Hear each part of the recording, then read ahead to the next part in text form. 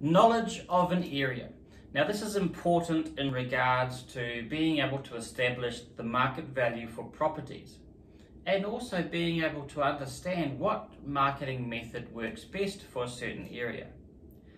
Now this is one of my key skills in regards to selling property is marketing and how I go about this to get the best price for vendors. So the easiest way to explain this would be when you're going into a property and for the first time when you're going into it, assess it. And I always like to go in and try and do a two-step approach. I know it sounds a bit formal, but it's like the first step is to get into the property and have a look around before you do up an appraisal. But certainly I do some research. Now in that research I look at the trends in that area. If it's Glenholme, for example, I'm looking at what are the recent sales, where have they sold, both on the street and the area. How many bedrooms of, bedrooms, 3, 4, 2-bedroom houses, what have they been selling for on average? Have many been selling? What type of marketing have they been using?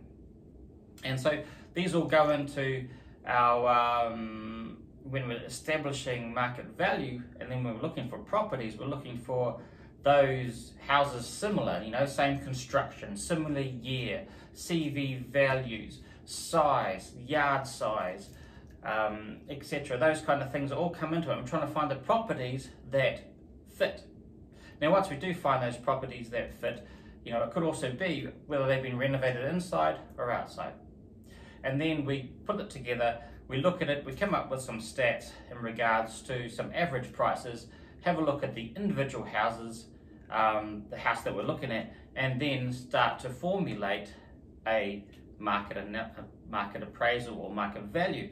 Now then the second time we go in, we present this to you. Okay, the first time it's all about showing you the properties that have sold recently, have a look at your property, look at the pros and cons, not pros and cons, but more the merits of each property. And then we go back and we can put it into a CMA or an appraisal. And we do that quite often with the sales manager as well. I quite often will pass this by the sales manager to see, what do you think this price banding? Because the banding that we do for a property is a banding. It's what the comparable properties that have sold are telling us this is worth. Now that banding has to be fluid, it has to move. Now that could move up, and quite often it's moving up at the moment. Very seldom is it moving down. But sometimes the banding will tell us this, but the price might be in the middle of that banding, it might be over the top of the banding, or it could be very rarely at the other end of the banding in this market. So we're looking, the banding is to give us an indication of price.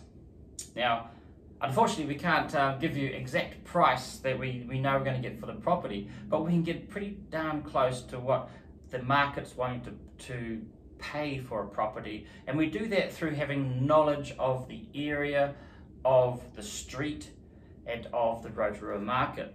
And in essence, sometimes the New Zealand market. So knowledge is hugely important. So one of the aspects, one example, okay, so recently I sold a property on 57 Wiley Street.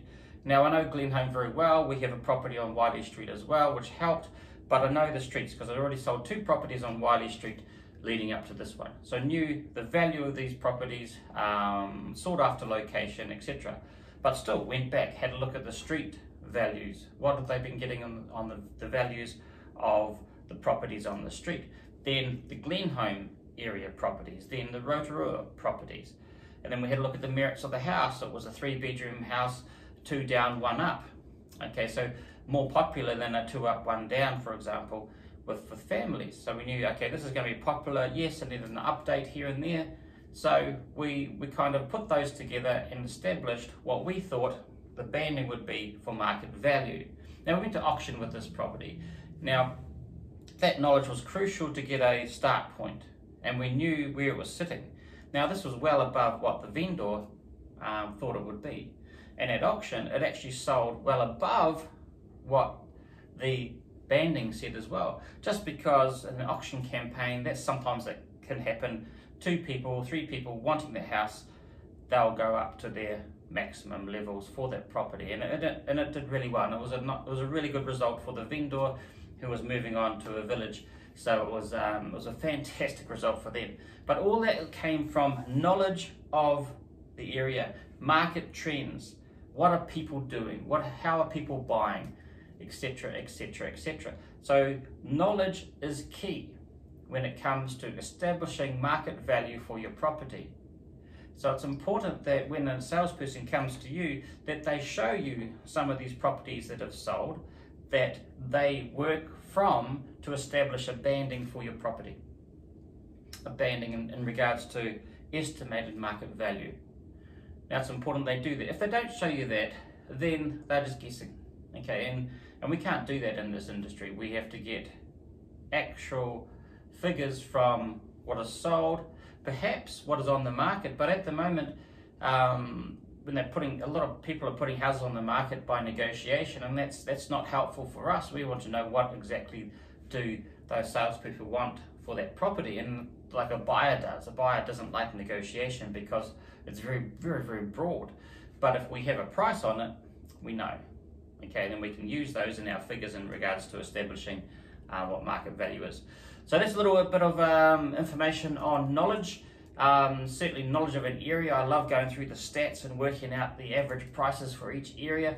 I'm happy to do this for any of you out there. Street averages, area averages like Glenholme or Springfield, all those aspects come into play to help out to establish your market price that you'll get on the market if you sold it today.